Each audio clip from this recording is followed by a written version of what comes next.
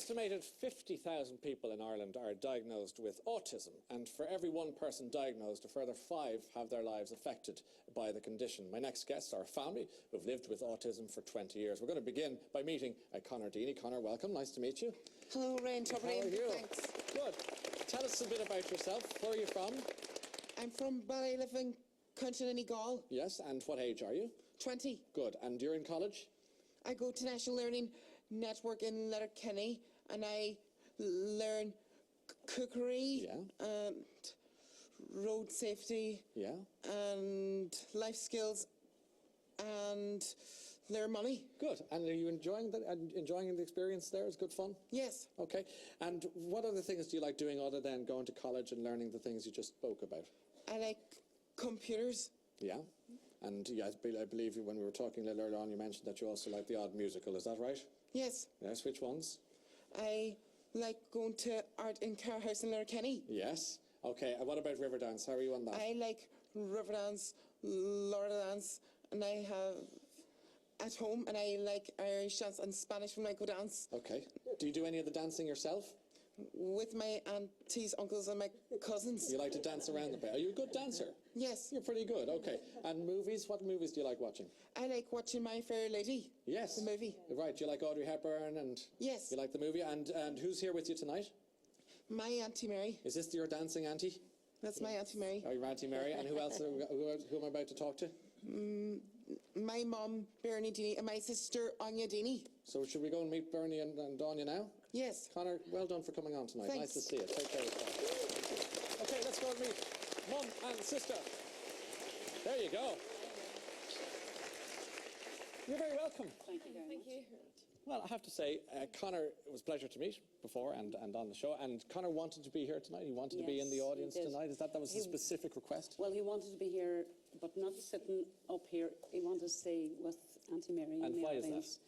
I guess spotlight. He's not that crazy about sitting up here or whatever. He did well there, didn't he? He did super. Yeah, he did super. Next time he should come up here. Yeah, well, we'll ask him that later on. That could be the next visit. Yeah.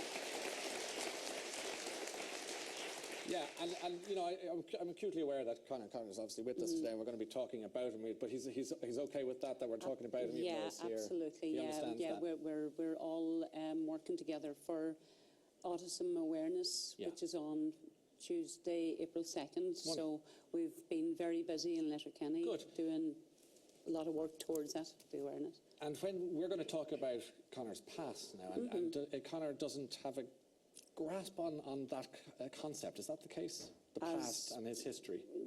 Not particularly. Not particularly. Would have a fabulous memory, when it comes to dates that certain things were done or shows that we went to, whatever. Yeah. But not necessarily the emotional engagement. No. Okay. Can we go back then to 20 years? I said Conor told us he was 20, and when he was born and in his early months and years, did you notice anything particularly unusual or different? I would have been aware there was a test done just right after birth in America that it checked the reflexes of the child and how they responded to certain stimuli.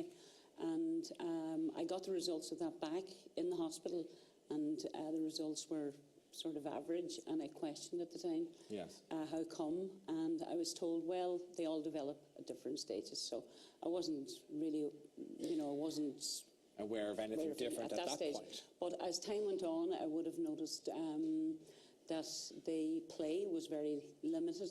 The imagination skills weren't there. Yeah. And there were certain sounds that really, really set him off. These are all, as I understand it, classic signs that you now know. As in a cot mobile that was over his cot that I used to wind up to settle him, and it had the opposite effect. And it was only after a few times that I thought, right, this is what's setting them off. Okay, so there were a number of these little things. Were they were just growing and growing? Yeah, and I would say probably it was when Anya was born that I noticed the difference and eye contact and trying to engage you, and I noticed the change, and I thought totally different story. Something, yeah. And was Conor? Was he a sociable baby, a young toddler?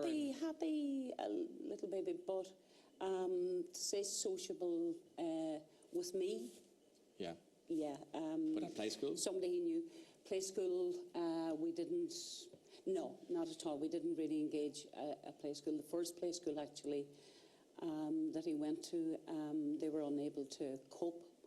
And after a couple of days, I was asked that I take him home, that it was too much work.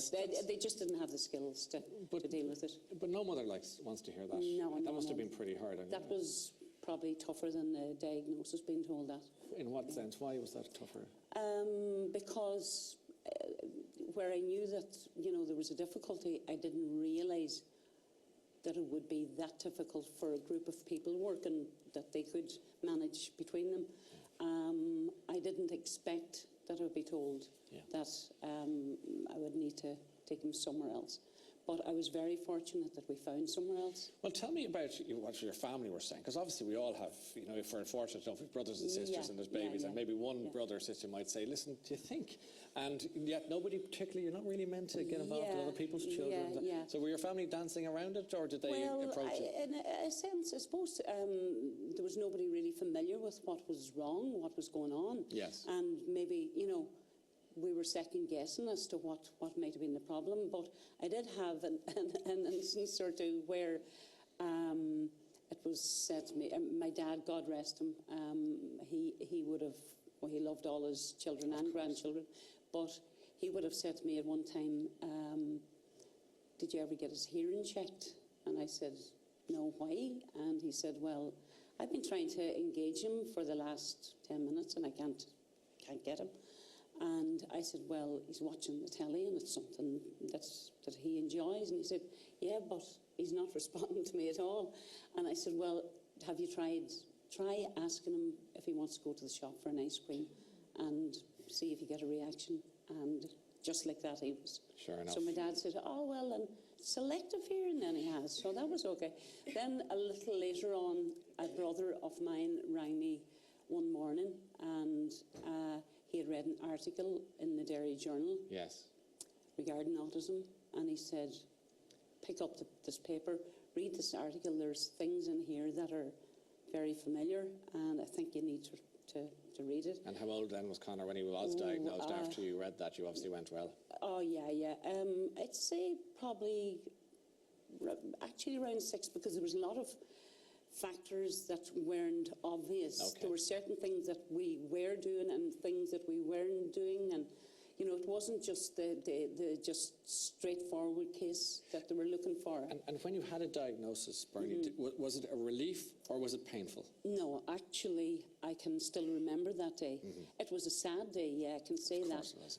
But by the same token, it was a relief in that it was an answer, and I thought, okay, I have an answer here.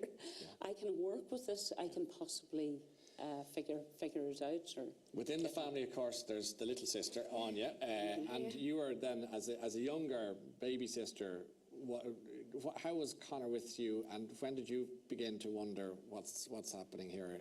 Well, I think whenever I was really young, like 4 or 5, I didn't really pass any remarks on it because I kind of just thought he was doing the normal childish thing, he was just behaving badly, trying to annoy the parents. But then whenever I started hitting maybe about 8 or 9, I started becoming maybe more self-conscious and I wanted my friends to come over to the house. Like, I was kind of noticing he's not like everyone else. He didn't want to join in games. And whenever we tried to talk to him, he just wanted to ignore us. And I used to say, do you want to come and play with us? And he'd just walk away. And then my friends then used to start asking me, why is he so different to everyone else? And what I thought was normal, I started to realise it wasn't the usual behaviour of everyone else. Yeah. Tell us about your communion day then. Oh, my communion day, well, where it's meant to be like, you wake up and you're all excited and getting the hair and the makeup or dresses. Hopefully not makeup. Yeah. I'm glad you said that. Yeah. The dresses and stuff. Yeah. Whenever I was on the way to the chapel, all I could think was, I just hope to God he sits down and is quiet. I was just so nervous. The main thing was to get out of the chapel without him causing a riot in the chapel. Because I suppose that age is when you start getting self-conscious of your friends, and I hope then that there's no messing along, that kind of thing. So I suppose, in a way, was there an embarrassment then Yeah, for you. it was like a lot. Like even inviting friends and stuff over to the house, I was just so afraid that he might do something in front of my friends or say something or might do something silly, like, you know. And did you ask your folks about it? Did you say, oh, what's happening here? Why is he not like the other big brothers? Or I kind of just sort of thought about it for myself. Not that I couldn't ask my parents, but I knew that they already had so much on their plate. I didn't really want to burden them anymore with asking questions, and sort of I just tried to figure it out for myself. I think my parents were already so tied down with work and trying to manage him.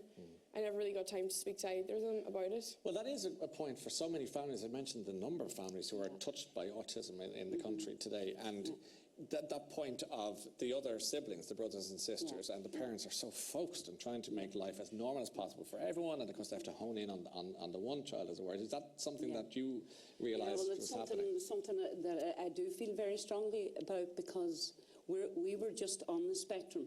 Yeah. And we weren't that badly, we were affected by it, of course, but we weren't that badly affected. But I would be aware of a lot of families out there who are at the other end of the spectrum, and they're living hell.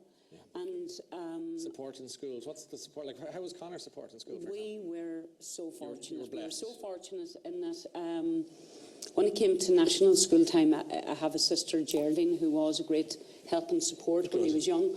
And her friend, who was a teacher also, Helen, she taught in a school in Buncrana, Scoil Isaacin in Buncrana, and she recommended the school to me. She taught in it and recommended it, and I knew that she wouldn't have just done that lightly. So I went up to the school and I asked if I could just meet with the principal, see how we got on, and I met her, and as soon as I met her, I knew that she was different to a lot of the others, in that she wanted to know, she wanted to engage, and we never looked back you hit from gold. there. Yeah, we had classroom assistants all through as well, which made all the difference. What about you then, Anya? Obviously, the teenage years were probably pretty curious for you. But as you're in college now, is that right? In Dublin. College, yeah. And what's your attitude to your brother nowadays, as a more mature young person? I still would be really protective over him now. Yeah. I still kind of watch him 24/7 whenever I'm with him.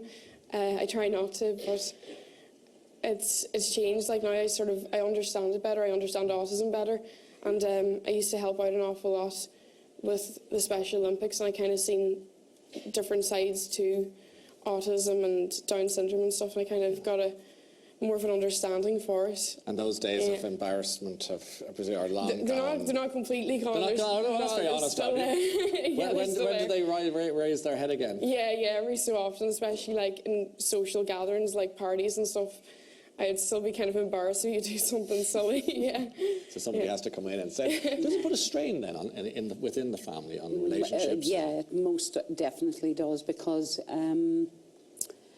you're so focused on trying to just get through the daily routine, and it puts a strain on relationships. There's a high rate of divorce within the whole autism spectrum. I'm one of those statistics, and I feel that perhaps if there was help for families from early on, as in just general counselling, people coming in, recognising the difficulties that you're going through. To give it a more, what's the word they use, holistic experience, and so it's not just the child or the young adult or whatever it might be, if the whole family need to be talked about, with and to. Yeah, and you know, as I said before, the other children that are adversely affected by it, they end up bringing themselves up in a lot of circumstances, because although you know that you should be doing more for that kid, that other kid, your hands are tied. There's really not a lot you can do. It sounds like a lot of plate spinning. It's a lot of constantly on the go. Stress. Yeah, absolutely. And then